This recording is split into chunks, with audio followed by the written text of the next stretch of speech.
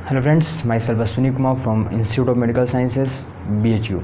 तो आज का जो अपना डिस्कशन है वो है मेनली हीट ट्रांसफ़र, क्योंकि अब मैंने बताया भी था आपको कि आज हीट ट्रांसफ़र पूरा किया जाएगा। ठीक है, तो आज अपना जो पहला टॉपिक है वो हीट ट्रांसफ़र देखेंगे, आज डिस्कस करेंगे हम लोग, क्योंकि थर्मोडायनेमिक्स जो पूरा पार्ट है, जो हीट का पूरा पार्ट है, उससे 4 से 5 क्वेश्चन आते हैं, तो काफ़ी इंपॉर्टेंट है, एक एक टॉपिक इंपॉर्टेंट है। ठीक है, तो अच्छे से डिस्कस करेंगे।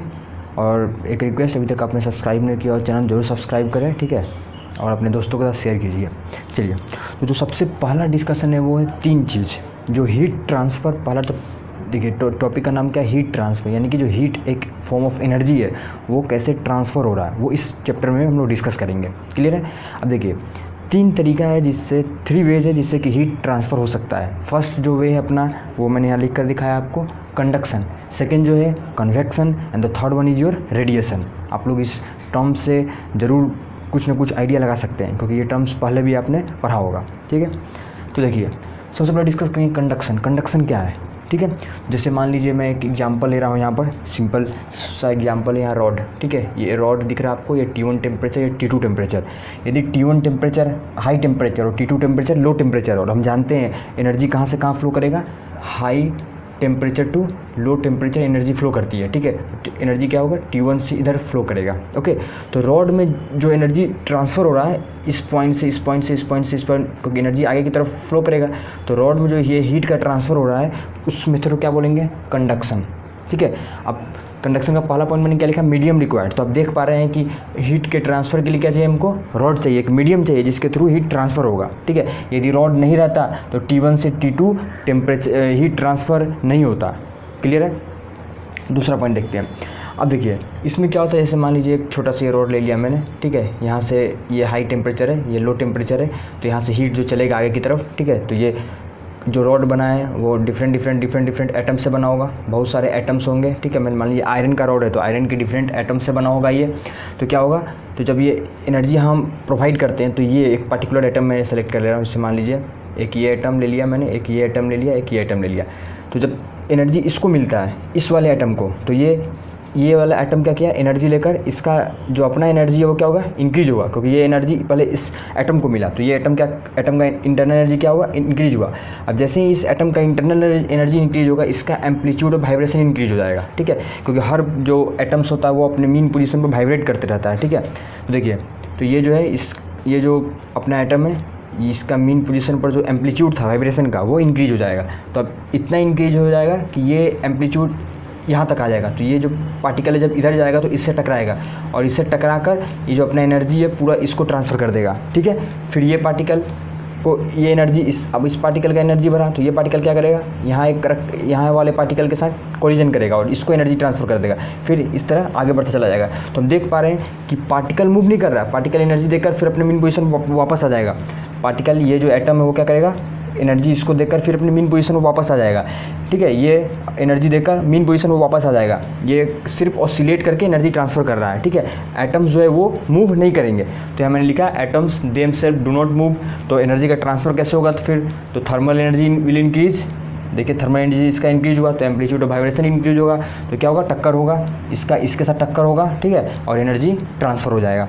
और जो पाथवे होता है वो इरेगुलर होता है। मान लीजिए यहाँ एटम है, तो ये इसके साथ टकराता है, ये इसके साथ टकराता है, ये ऐसे टकराएगा। तो पाथवे एक तरह से बोलूँ मैं तो पाथवे क्या होगा, टोटली इरेगुलर पाथवे में ये कोलिजन्स होते हैं। ठीक है, यहाँ तो कोई दिक्कत नहीं होगा। तो आपको कंडक्शन बेसिक क्या है वो समझ में आया होगा। तो इरेगुलर पाथवे है, और आपको ध्यान रखना एटम्स मूव नहीं कर रहे हैं। एटम्स देखिए, एटम्स का मूव करना मतलब क्या हुआ, एटम्स यहाँ से मूव करते करते आगे चले गए, ऐसा नहीं होता है। एटम्स बस ऑसिलेट कर रहे हैं अपने मीन पोजीशन पर, और उस ऑसिलेशन के कारण क्या हो रहा है, अगले वाले पार्टिकल के साथ कोलिजन हो रहा है और एनर्जी ट्रांसफ़र होते चला है आगे की तरफ। ठीक है, चलिए इसको मैं रब करता हूँ, आगे आते हैं। अब आते हैं कन्वेक्शन। कन्वेक्शन क्या है, तो देखिए कन्वेक्शन कुछ नहीं, ये जो है कंडक्शन मेनली सॉलिड में देखने को मिलता है। जो कन्वेक्शन है अपना वो मेनली किस में दिखेगा, आपको फ्लूइड्स एंड गैसेस में देखने को मिलता है। इसमें क्या होता है, एक्चुअल मोशन ऑफ पार्टिकल होता है, जबकि कंडक्शन में क्या था, atoms them self do not move, atoms का कोई मोशन नहीं था। जबकि कन्वेक्शन में क्या है, पार्टिकल जो एटम्स वो खुद मूव करेंगे। ठीक है, मैं एग्जांपल समझाता हूँ। यहाँ भी जो मूवमेंट होगा क्या होगा, इरेगुलर पाथवे होगा। आपने देखा होगा जब आप गर्म करते हैं किसी पानी को, पानी का कंटेनर लीजिए, उसको गर्म कीजिए, तो गर्म करने से क्या होता है, जब आप गर्म कर रहे हैं तो नीचे वाले जो पानी का जो मॉलिक्यूल्स, इसको एनर्जी सबसे पहले मिला, तो ये क्या हो गया, ये हीटअप हो गया। और हम जानते हैं जो हीटअप मॉलिक्यूल्स होते हैं उनका डेंसिटी क्या हो जाता है, कम, तो ये क्या हो गया, जो हीट अप मॉलिक्यूल है ऊपर राइज अप करेंगे, ऊपर चले जाएंगे, ठीक है। और जो हेवियर मॉलिक्यूल है, जो मतलब कोल्डर मॉलिक्यूल्स, हेवियर मॉलिक्यूल्स है, वो क्या होंगे, नीचे आएंगे।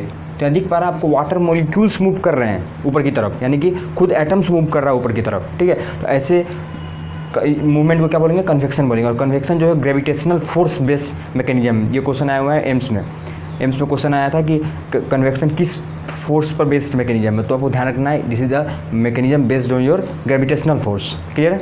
तो ध्यान से देखिएगा। तो फ्लूइड एंड गैसेस में देखने को मिलेगा कन्वेक्शन आपको, इसमें एक्चुअल मोशन ऑफ पार्टिकल्स होगा, मैंने बताया कि, और ये भी इरेगुलर पाथवे होगा और ग्रेविटेशनल फोर्स पर बेस्ड है ये। यहाँ तक क्लियर है, कोई दिक्कत नहीं। चलिए अब आते हैं हम लोग लास्ट, जो कि रेडिएशन में मीडियम नहीं चाहिए। आपने पढ़ा भी होगा कि रेडिएशंस, यूवी रेडिएशंस आ रहे हैं सन से, ये है वो है, ऐसे रेडिएशंस पढ़े होंगे। तो देखिए सन से जो अर्थ है उसके बीच में वैक्यूम बहुत बड़ा है, ठीक है, स्पेस बहुत बड़ा एम्प्टी स्पेस है, लेकिन फिर भी लाइट जो है सनलाइट वो अर्थ तक पहुंच रहा है, रेडिएशंस उससे पहुंच रहे हैं। यानी कि ये जो रेडिएशंस है मतलब कुछ फॉर्म ऑफ एनर्जी है वो बिना मीडियम के भी ट्रेवल कर सकते हैं। इन दोनों में क्या था, मीडियम था, लेकिन रेडिएशन में क्या होगा, मीडियम डज नॉट रिक्वायर्ड, ठीक है। तो मीडियम नहीं चाहिए।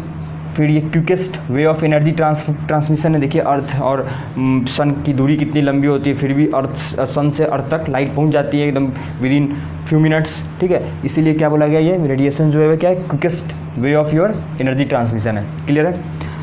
और इलेक्ट्रोमैग्नेटिक वेव्स जानते भी है, जो लाइट होता है, लाइट क्या है, ईएम वेव्स ही तो है। तो रेडिएशन में मेनली क्या दिखेंगे आपको, ईएम वेव्स मिलेंगे, ठीक है। और इनका जो पाथवे होगा रेगुलर पाथवे होगा, आपने पढ़ा भी होगा light travels in a straight line, ठीक है। तो आपको वहाँ से पता चल जाएगा कि पाथवे क्या होगा, रेगुलर पाथवे होगा। तो ये जनरल इंट्रोडक्शन था conduction, convection and your radiation में, जनरल इंट्रोडक्शन, जो कि मतलब आपको पता होना चाहिए, बेसिक आइडिया होना चाहिए इसके बारे में आपको। चलिए नेक्स्ट ऑन मूव करते हैं। अब इसमें पढ़ना क्या क्या ध्यान रखना है अभी आपको। देखिए मेन जो है न्यूमेरिकल्स क्या पढ़ना हमको, कंडक्शन एंड रेडिएशन, क्योंकि कन्वेक्शन पर उतने न्यूमेरिकल्स नहीं बनते। क्लियर है? तो हम लोग डिस्कस करेंगे कंडक्शन एंड रेडिएशन, ओके। और इस वीडियो में हम लोग शुरू करते हैं कंडक्शन डिस्कस करना, ठीक है। इस वीडियो में शुरू करते हैं कंडक्शन डिस्कस करना। हमको लग रहा है कि आपको दिख रहा होगा ये, ठीक है। तो मैं इधर आ जाता हूँ। इस वीडियो में क्या डिस्कस करें, कंडक्शन। और कंडक्शन इंपॉर्टेंट भी है और एक ही फॉर्मूला है, और मैं एक कंसेप्ट बताऊँगा आपको, आसानी से क्वेश्चन हो जाएंगे उसका। देखिए चलिए मान लीजिए ये T1 है, ठीक है, T1 ग्रेटर देन T2 है, T1 is greater than T2। एक रॉड कनेक्ट किए, ये मान लीजिए, देखिए देसी लैंग्वेज में समझाते हैं, पहले इसको मैं डिलीट कर दूँ जैसे।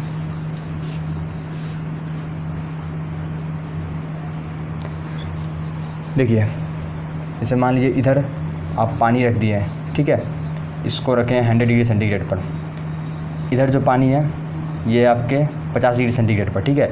और आपने क्या किया, एक रॉड कनेक्ट कर दिया। तो कॉमन सेंस है, क्या होगा, इसका टेम्परेचर ज़्यादा है तो इसका इंटरनल एनर्जी क्या होगा, ज़्यादा होगा। इसका टेम्परेचर कम है, इंटरनल एनर्जी कम होगा, तो क्या होगा, एनर्जी यहाँ से इधर फ्लो करेगा। हाई टेम्परेचर से लो टेम्परेचर हमेशा एनर्जी फ्लो करता है। आप देखे भी होंगे जब आप गर्म कुछ भी खाने को टच करते हो तो आपको गर्म लगता है। क्यों गर्म फीलिंग होता है आपको, क्योंकि जो हाई एनर्जी है, मतलब टेम्परेचर अभी खाने का ज़्यादा है, उसको आप टच कर रहे हैं तो वो हाई टेम्परेचर, आपका बड़ी लो टेम्परेचर है, तो एनर्जी ट्रांसफ़र हो रहा है उस फूड से आपके तक। क्लियर है? तो वही यहाँ पर होगा, ठीक है। तो ये हाई टेम्परेचर से एनर्जी इधर ट्रांसफ़र हो रहा है, ठीक है, इस तरफ एनर्जी जा रहा है। तो पता तो ये क्लियर होना चाहिए कि energy always travels from high temperature to low temperature, ठीक है। कभी ऐसा नहीं होगा कि लो टेम्परेचर से हाई टेम्परेचर, यदि लो टेम्परेचर से हाई टेम्परेचर हमको भेजना है एनर्जी तो हमको वर्क डन करना पड़ेगा। क्लियर? देखेंगे हम लोग रेफ्रिजरेटर जब डिस्कस करेंगे तब। यहाँ तक क्लियर होना चाहिए आपको, पास बेसिक आइडिया है। हाई टेम्परेचर से लो टेम्परेचर तक एनर्जी का फ्लो होता है अपने आप। क्लियर है? चलिए अब इसके लिए हम इक्वेशन देखते हैं कि कैसे ये इक्वेशन डिराइव हुआ है, इस पर क्वेश्चन कैसे बनेंगे उसको समझते हैं। और आपको रटना नहीं है, बस मैं जैसे बता रहा हूँ उसको बस सिंपली फॉलो करना है, जस्ट ओके। देखिए सबसे पहले क्या है, देखिए ये dQ/dt क्या होता है, पर ये समझ लीजिए dQ/dt क्या है, क्योंकि पहले टर्म्स समझना इंपॉर्टेंट है। रेट ऑफ हीट ट्रांसफ़र, ठीक है, रेट ऑफ हीट ट्रांसफ़र। ये क्या है, dQ क्या है, हीट, एंड dt क्या है, टाइम। तो किसी भी चीज़ को जब हम टाइम से डिवाइड करते हैं तो क्या होता है, रेट होता है। जैसे कि एक्सेलरेशन को क्या लिखते हैं आप, वेलोसिटी अपॉन टाइम। तो इसको क्या बोल सकते हैं आप, rate of change of velocity. क्या बोलते हैं इसको, rate of change of velocity. उस तरह इसको बोल रहे हैं रेट ऑफ हीट ट्रांसफ़र। ये हीट है, हीट का जो ट्रांसफ़र हो रहा है दैट इज़ dQ, ठीक है, बाई dt लगने से क्या हो गया, रेट हो गया, जबकि dQ क्या था, सिर्फ हीट था। क्लियर है? यहाँ बेसिक आइडिया क्लियर होना चाहिए कि टर्म्स क्या हैं ये। चलिए आगे मूव करते हैं हम लोग और आगे। अब आते हैं मेनली इक्वेशन पर। अब आपसे 2-3 सवाल पूछते हैं पहले।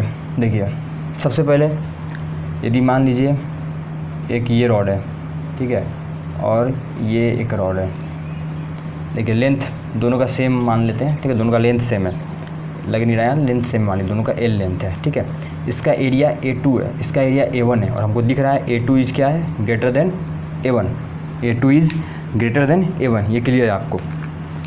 आपका A2 बड़ा है, यानी कि इसके पास जो पार्टिकल्स होंगे वो क्या होंगे, ज़्यादा होंगे। मैंने आपको बताया था अभी कंडक्शन किस पर बेस्ड होता है, पार्टिकल्स के ऑसिलेशंस पर। पार्टिकल्स खुद मूव नहीं करेंगे, ऑसिलेट करेंगे सिर्फ, ठीक है। तो और इसमें पार्टिकल्स के नंबर क्या होंगे, कम, क्योंकि एरिया कम है इसका, ठीक है। जिस एरिया से मतलब हीट जाता है उस एरिया को कंसीडर करना, वो बताऊंगा मैं आपको। तो क्या होगा, A2 के पास ज़्यादा एरिया है, मतलब ज़्यादा मॉलिक्यूल्स से, ज़्यादा एटम्स है, तो ये हीट ट्रांसफ़र ज़्यादा कर सकता है, क्योंकि ज़्यादा मॉलिक्यूल्स से ज़्यादा एटम्स है तो ज़्यादा एटम्स के पास एनर्जी जा सकता है, वो आगे और ज़्यादा ट्रांसफ़र कर सकता है। इसी कारण से जो dQ/dt होगा, रेट ऑफ हीट ट्रांसफ़र, वो किसके में ज़्यादा होगा, जिसका एरिया ज़्यादा होगा। यानी कि इससे क्या पता चल रहा है, dQ/dt directly proportional to A।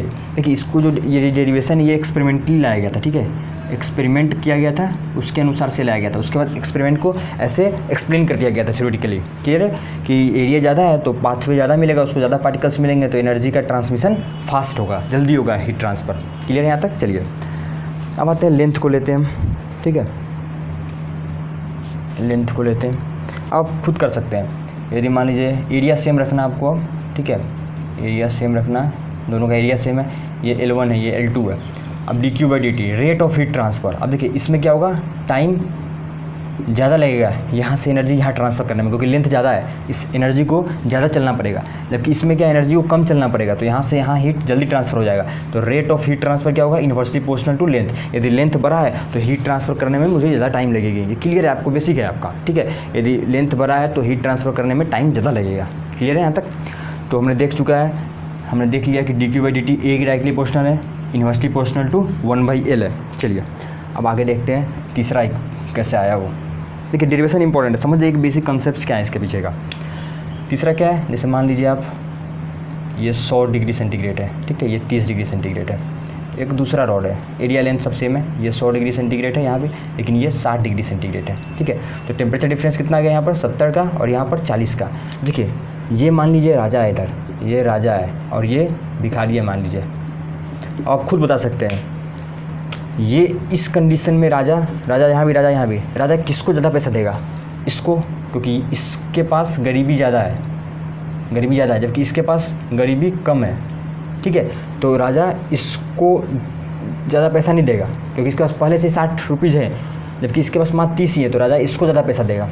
अब आइए कंसेप्ट पर, देखिए यहाँ टेम्परेचर डिफरेंस ज़्यादा है, तो जो heat rate of heat flow होगा वो क्या होगा, ज़्यादा होगा, जबकि यहाँ टेम्परेचर डिफरेंस कम है, तो रेट ऑफ हीट फ्लो क्या होगा, हीट ट्रांसफ़र क्या होगा, कम होगा, ठीक है। डिफरेंस कम है, यहाँ डिफरेंस ज़्यादा है, तो यहाँ पर ज़्यादा होगा हीट का ट्रांसफ़र, ठीक है। तो देखिए यहाँ पर गरीबी ज़्यादा है, तो राजा जल्दी पैसा देगा, इसको ज़्यादा पैसा देगा, जबकि यहाँ पर गरीबी उतना नहीं है, 60 पहले से उसके पास है, तो यहाँ धीरे से आएगा। तो आप ऐसे इसको रिलेट कर सकते हैं, क्लियर है। तो ये देखिए हमने इन तीनों को रिलेट कर लिया यहाँ पर। तो डायरेक्टली प्रोपोर्शनल टू, तो हीट ट्रांसफ़र क्या होगा, रेट ऑफ हीट ट्रांसफ़र क्या होगा, डायरेक्टली प्रोपोर्शनल टू टेम्परेचर का डिफरेंस, क्लियर है। तो देखिए ये तीनों टर्म्स आ गए मेरे पास। अब तीनों टर्म्स क्या करेंगे, डायरेक्टली प्रोपोर्शनल है, तो जब प्रोपोर्शनलिटी हटेगा तो क्या आएगा, एक कांस्टेंट आएगा k, तो इक्वेशन बन जाएगा अपना क्या, dQ/dt equal to KA T1 - T2 upon L, ठीक है। इसको याद करना है, याद रख ले, ठीक है, इसको क्या कर लें आप, याद रख लें अच्छे से।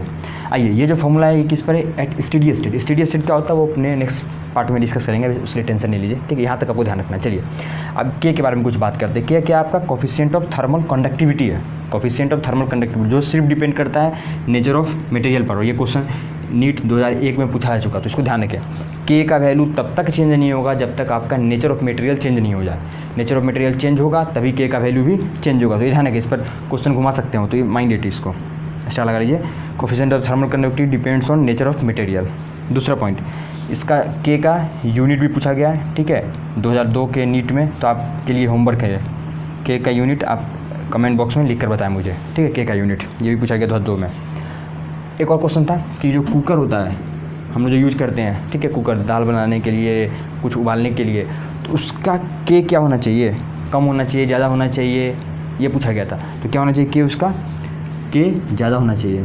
देखिए यदि के ज़्यादा है, यदि के ज़्यादा है तो उसका रेट ऑफ हीट ट्रांसफ़र क्या होगा, ज़्यादा होगा, D Q by D T, के ज़्यादा है तो रेट ऑफ हीट ट्रांसफ़र क्या होगा, ज़्यादा होगा। रेट ऑफ हीट ट्रांसफ़र ज़्यादा है तो वो कुकर में जो हम लोग बर्न कर रहे हैं एनर्जी नीचे से, मतलब गैस जला रहे हैं, उससे जो हीट जनरेट हो रहा है वो जल्दी पहुँचेगा उस कुकर के थ्रू फूड के पास और फूड को कुकिंग में हेल्प करेगा। ठीक है, इसी कारण से क्या होगा चाहिए, यदि हमको D Q by D T बढ़ाना है तो क्या करें, हाइयर के वाले मटेरियल का यूज कर सकते हैं। ठीक है, तो ये बेसिक है, ये कुछ क्वेश्चंस इससे, और इस फॉर्मूला को कैसे यूज करना है क्वेश्चंस में वो हम लोग डिस्कस करेंगे अभी। ठीक है, अभी आप इतना बेसिक